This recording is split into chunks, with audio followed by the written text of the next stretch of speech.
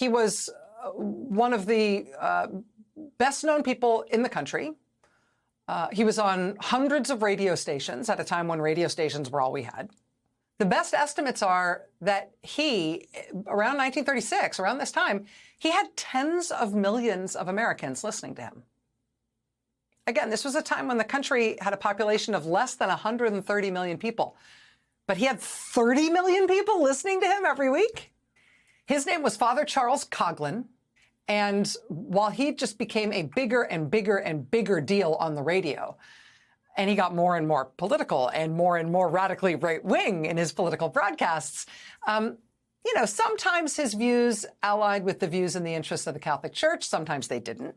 Because he was such a big deal in the media, you know, both Coughlin and the church were well aware that with the possible exception of the Pope himself, and that's arguable, Charles Coughlin was the most influential Catholic on earth. So even though he was really, really controversial and getting more so all the time, the church gave him a wide berth. Until they didn't.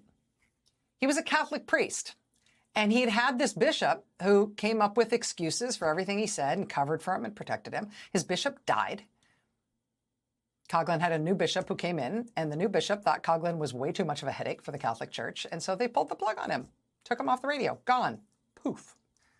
But then the next closest sort of wan shadow of that guy's influence was this guy, who in the late 1980s started an AM radio career that changed AM radio. It turned what had been a mix of sports broadcasts and religious services and kind of community service, community access, sometimes even foreign language broadcasting. It turned all of that into a part of the American media that was just dominated by hardline right-wing talk radio.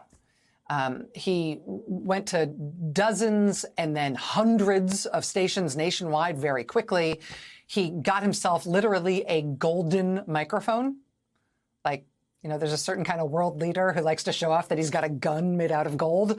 This guy had a gold microphone that he made sure was in all his photos. He was very proud of it. It was hugely successful. He changed the whole purpose of that part of American media.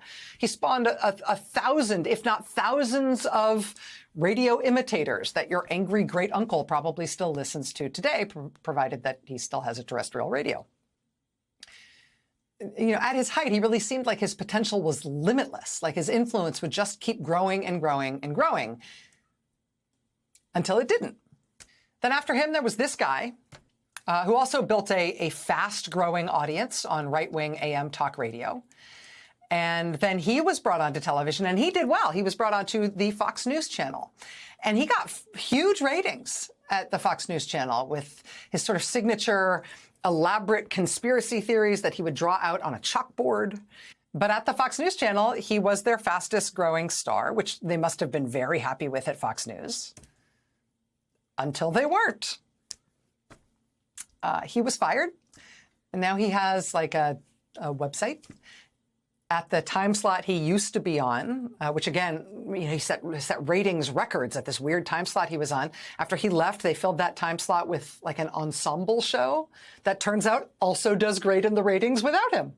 And they don't have anybody whose name you'd know off the top of your head at all. Then it was this guy. This guy actually was the biggest host that Fox ever had in their marquee primetime spot. He was the most dominant voice in right-wing television ever, until he wasn't. He too fired in 2017 in his case, and now he does like YouTube videos, I think, from his home. Now there's this guy, their latest, biggest thing, and he's out today as well. He's been fired. I think it's easier when you look at them as a group to get to what matters about them for the country. Because what you get, if you squint at this series of guys who are dominant for their time, well, what you realize over time is that as time has gone forward, if you look at this over a, 90-year spread of time, you see that over time, whoever the dominant figure is in right-wing radio or right-wing media, the right-wing media industry, whatever it is, whoever is dominant for their time gets smaller and smaller and smaller over time.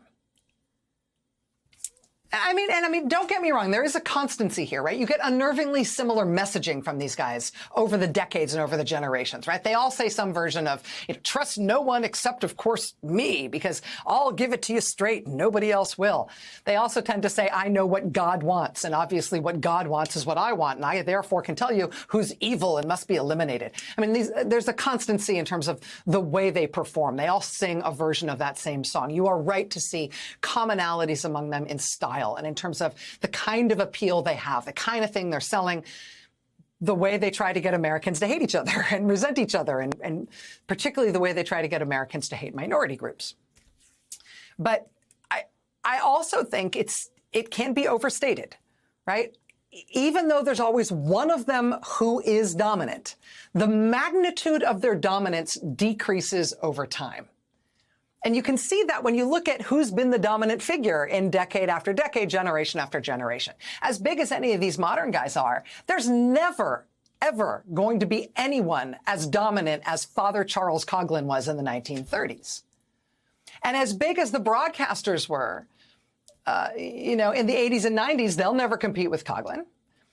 And the broadcasters who were huge in the 80s and 90s, they were more dominant in their time than any of the flavor of the month broadcasters are dominant now. So we have a dominant figure.